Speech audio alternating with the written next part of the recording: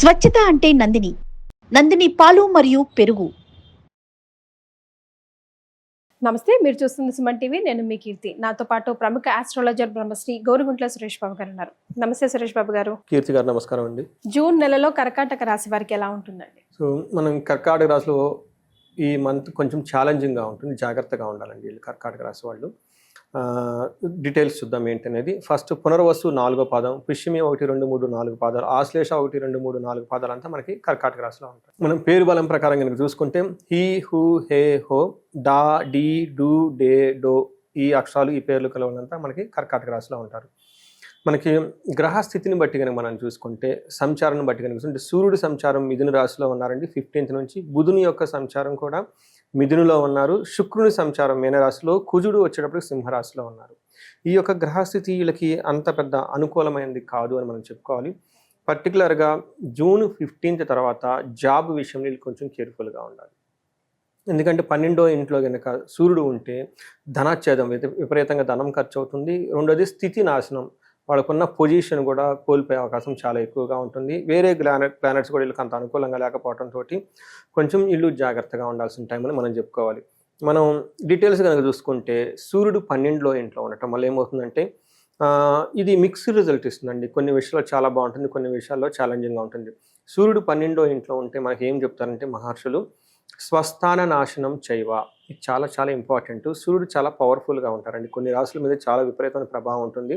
వీళ్ళకి 12వ ఇంట్లో June 15th నుంచి చూసుకుంటే, జూన్ 15th నుంచి జూన్ 30th వరకు ఈ 15 days చాలా కాషియస్గా ఉండాలి. పర్టికులర్గా జాబ్ రిలేటెడ్ మ్యాటర్స్లో చాలా కేర్ఫుల్గా ఉండాలి. స్వస్థాన నాశనం చేయవ, పొలిటీషియన్స్ కానివ్వండి, గవర్నమెంట్ అఫీషియల్స్ కానివ్వండి, ఇంకొక ఎవరైనా కానీ ఉన్న పొజిషన్ కోల్పోయే అవకాశం ఎక్కువగా ఉంటుంది. నెక్స్ట్ ఏమంటారంటే అండి, బంధురోగ ధన వ్యయం, ధనం విపరీతంగా ఖర్చు పెట్టే అవకాశం ఎక్కువగా ఉంటుంది. ప్రాణ పర్యంత మాపప్తి అవమానం, ప్రాణం పోయేలాంటి సిచ్యువేషన్స్ వచ్చే అవకాశం ఎక్కువగా ఉంటుంది. అవమానం జరుగుతూ ఉంటుంది. నేను ఇందాక చెప్పాను, జాబ్ చాలా ఇంపార్టెంట్ కదా. ఒకవేళ జాబ్ పోయిందనుకోండి, అవమానం, ఆ జాబే కనుక మనకు ప్రాణం పోయేలాంటి సిచ్యువేషను. ప్రొఫెషన్ రిలేటెడ్ మ్యాటర్స్లో చాలా చాలా కేర్ఫుల్గా ఉండాలండి. ఎందుకంటే సన్ రిప్రజెంటేషన్ పవర్ అథారిటీ అనమాట. మన పవర్ ఎప్పుడు ఉంటుందండి, మన జాబ్లో ఉన్నప్పుడే. అందుకని ఈ విషయంలో డిస్టర్బెన్స్ అయ్యేది జాబ్ రిలేటెడ్ మ్యాటర్స్లో కేర్ఫుల్గా ఉండాలి. కానీ 6వ ఇంట్లో దృష్టి ఉండటం వల్ల శత్రువులు బాధలైతే ఉండదు, హెల్తీగా ఉంటారు. ఇది సూర్యుడి వల్ల కలిగే మనకి మిక్స్డ్ రిజల్ట్ అని మనం చెప్పుకోవాలి. ఓకే. కుజుడు వీళ్ళకి చాలా ఇబ్బంది పెట్టే పొజిషన్లో ఉన్నారండి. కుజుడు వీళ్ళకి చాలా టఫ్ అయిన సిచ్యువేషన్స్ ఇస్తూ ఉన్నారు. వీళ్ళకి ఎలా విధంగా అంటే, అసత్వం సతతం క్లేశ, సర్వకార్య వినాశనం, సదా దుర్జన సంపర్క, భీతి స్యాదు ధనకే కుజ అని చెప్తారు. అంటే మనకి మహర్షులు సంస్కృతిలో ఏం చెప్తారంటే, అసత్వం, దేహంలో బలం తగ్గిపోయి వీక్గా అవుతూ ఉంటారు. తర్వాత సతతం క్లేశ, ఎప్పుడు ఏదో ఒక బాధపడుతూ ఉంటారంట. సర్వకార్య వినాశనం, ఏదైనా కనుక పని చేస్తే అందులో వీళ్ళకి విజయం రాకుండా ఇబ్బంది పడుతూ ఉంటారు. అందుకనే ప్రొఫెషనల్ మ్యాటర్స్లో చాలా చాలా కేర్ఫుల్గా ఉండాలి. సదా దుర్జన సేవ, ఆల్రెడీ ప్రొఫెషనల్ మ్యాటర్స్లో ఇబ్బందులు ఉన్నారు. దీంతో పాటు వీళ్ళకి బ్యాడ్ కంపెనీ కూడా స్టార్ట్ అయిపోతుంది. సో కొన్నిసార్లు వీళ్ళకి బ్యాడ్ కంపెనీ ఓవర్టేక్ చేసి they may neglect they profession job also. అది ఆల్సో ఒక కాజ్ కావచ్చు వీళ్ళకి బయటికి పంపించడానికి. అందుకని కొంచెం వీళ్ళు డిసిప్లైన్డ్గా ఉండి పేషెన్సీగా ఉంటే చాలా చాలా మంచిది. ఈ టైంలో వీళ్ళు మనకి పరిహారాలు చెప్పినట్లు కొన్ని పరిహారాలు కనుక చేసుకుంటే చాలా బాగుంటుంది. తర్వాత మనీ కోల్పోతారు, డిసీజు, అవమానం జరిగే సంఘటనలు ఎక్కువగా ఉంటాయండి. తర్వాత శుక్రుడు అగైన్ వీళ్ళు 10వ ఇంట్లో ఉండటం వల్ల వీళ్ళకి 4th house చూడటం వల్ల ఇది కూడా మిక్స్డ్ రిజల్ట్ అని మనం చెప్పుకోవాలి. వీళ్ళకి ఏమవుతుందంటే వెకలం చైవ, నిస్సత్వం, అర్ధనాశనం, రిపో భయం, స్త్రీ సౌఖ్య మాప్నోతి, స్త్రీ సౌఖ్య హాని మాప్నోతి, దశమే భృగుస్తే అని మనకు చెప్పండి. భృగు గనక అంటే శుక్రుడు గనక 10వ ఇంట్లో ఉంటే ఏమవుతుందంటే వెకులం, మనసులో ఏదో బాధపడుతూ ఉంటారంట.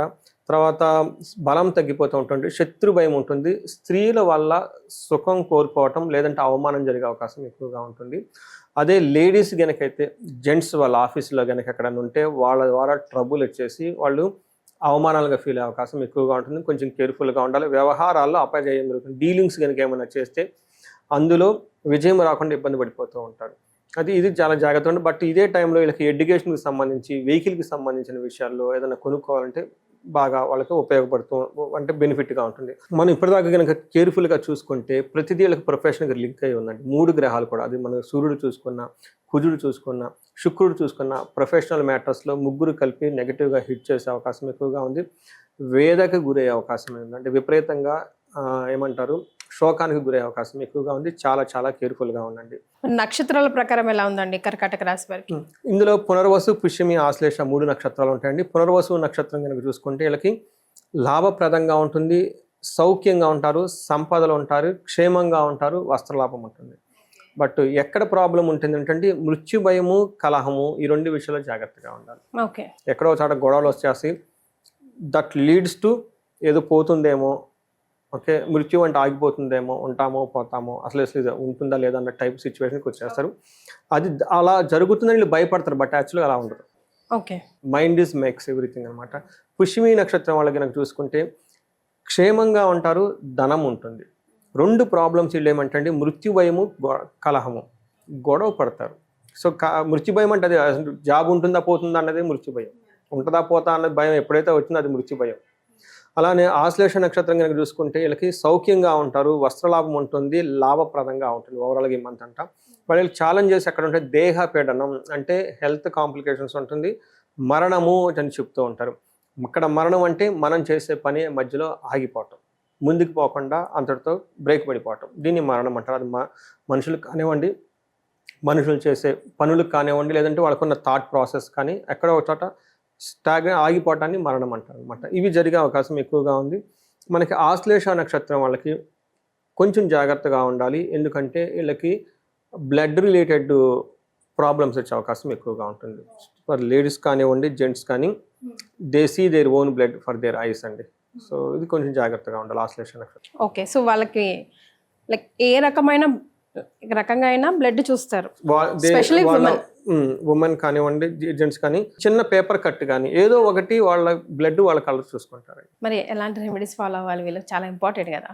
వీళ్ళకి జాబ్ కొంచెం ప్రాబ్లమాటిక్ అయ్యే అవకాశం ఎక్కువగా ఉంటుంది. వీళ్ళు కంపల్సరీ అండి ప్రతి ఒక్కళ్ళు ఆదిత్య హృదయ స్తోత్రం అని ఉంటుందండి. చాలా భక్తిగా కనుక చదివితే జాబ్ ప్రొటెక్ట్ అవుతుందండి, లేదంటే జాబ్లో ప్రాబ్లం వస్తుంది. చదవడానికి రాదు, మేము వింటామండి అంటే ఆదిత్య ఇన్నా పర్లేదండి, కానీ చదివితే బెస్ట్ అండి. ఇది కూడా ప్రాబ్లం అవుతుందండి. రెమెడీస్ కొంతమంది చెప్పినా చేయకపోవడం అంటే రకరకాల ప్రాబ్లమ్స్ అండి. అలాంటి వాళ్ళకి మీరు చెప్పినట్టు విధంగా మనకి మహాన్యాసపూర్వక ఏకాదశి రుద్రాభిషేకం చేయించుకుంటే చాలా చాలా పవర్ఫుల్. ఓకే, మనం చేయలేనప్పుడు చేసేవాళ్ళని తీసుకొచ్చుకోవాలి. లేదంటే నేను జపం చేయలేనండి, నా బదులు మీరు జపం చేయండి అంటే వేరే వాళ్ళు జపం చేపించేస్తారు 41 టైమ్స్, లేదంటే ఒక 108 టైమ్స్ వేరే వాళ్ళు డబ్బులు తీసుకొని చాంట్ చేస్తారు. వీళ్ళ ప్లేస్లో సంకల్పం తీసుకొని జపం చేయవచ్చు.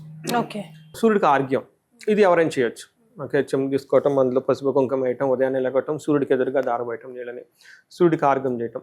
ఎవరైనా గనక ఉపనయనం చేయించుకొని ఉంటే గనక వాళ్ళకి త్రికాల సంధ్యావందనం మిస్ అయ్యి ఉంటే కనుక ఖచ్చితంగా చేసుకోవాలి, విధి ప్రకారం చేయాలి. ఎందుకంటే త్రికాల సంధ్యావందనం చాలామంది షార్ట్ కట్లో చేస్తూ ఉంటారు, బట్ హోల్ ప్రొసీజర్ ఉంటుంది. ఈ టైంలో కనుక చేస్తే చాలా బాగుంటుంది. వీటితో పాటు వీళ్ళకి గొడవలు అయ్యే అవకాశం ఎక్కువగా చూపిస్తుందంటే మనకి వీళ్ళకి మరణము, కలహం అని ఉంది.